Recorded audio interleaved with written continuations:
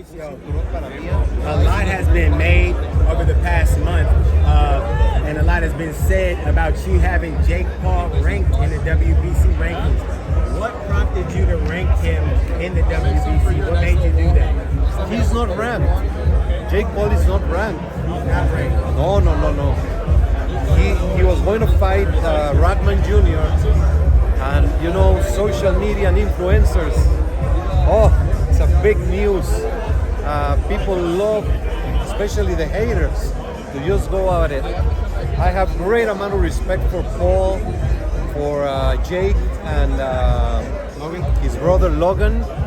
They work out, they take boxing seriously, they train very hard, and they have done amateur fights and now professional. So why the rejection to them? It's not understandable. If they prove if they have merits, they will be ranked. They are not ranked right now.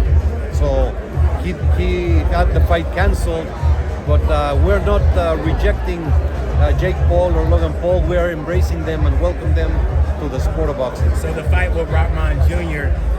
Would have been enough for Jake Paul to then be ranked had he won? Is that what it was? Probably. That's a matter of the rankings committee. It's different to win or to have a controversial win or by a cut. So we rank on merit and we rank on activity and the results. We have a ranking committee with people all over the world. What I said was that if he won, he would probably be ranked by the WBC, but I don't make that call.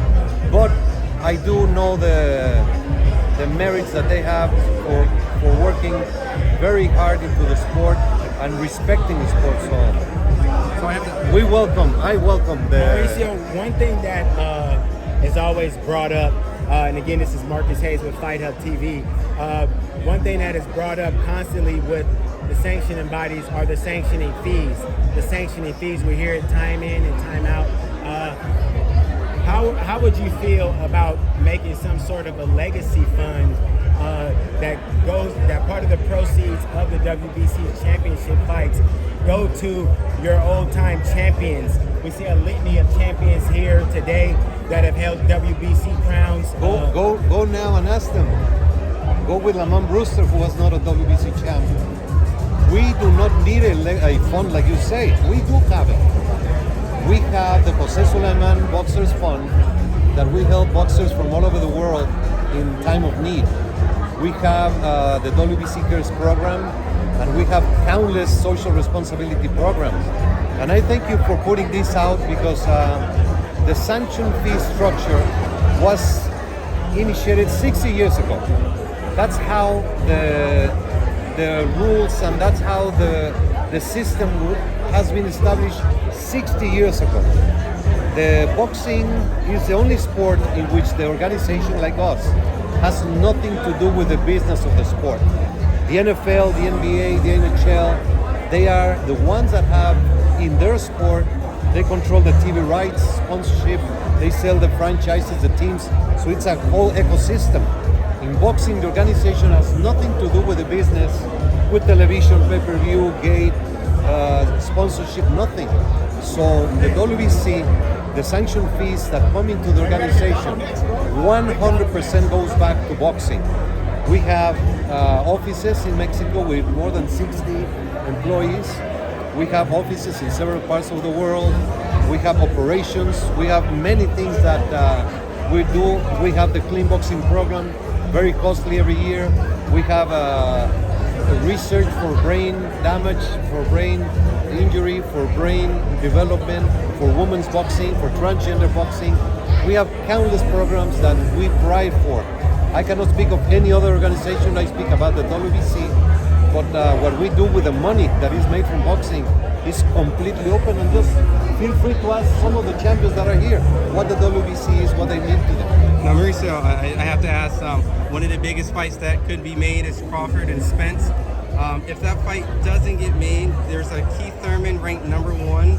If I know doesn't mean it's mandatory, but is that probably something that will happen that Keith Thurman will be fighting for the WBC? Well, we all have been pushing for the Spence Crawford ultimate match. That would be sensational.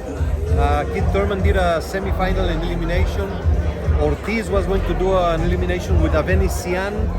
Something happened. Ortiz opted to fight for another organization, elimination. So we don't know at this moment where he stands, but Thurman is right there in the mix for a possible final elimination, or he could challenge directly Spence in a voluntary defense. And is there like a, because we know like the big fights need some time to work things out. So we know they also have mandatories and forth. Is there kind of a cutoff when that might get pushed for Spence? Well, or we're gonna see at the convention. We cannot mandate Crawford. He's champion of the WBO. Correct. So we cannot mandate him as a mandatory. Correct.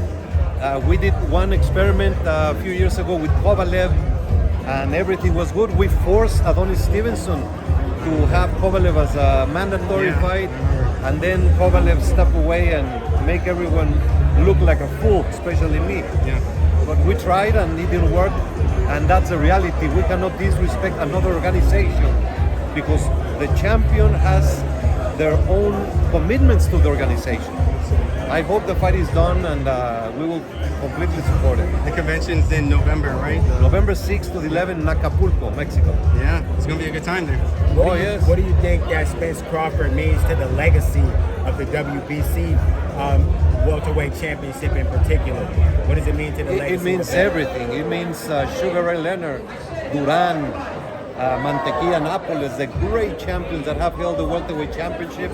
I believe both of them deserve and need that fight to prove in the ring who is the best welterweight, and I sincerely hope it gets done.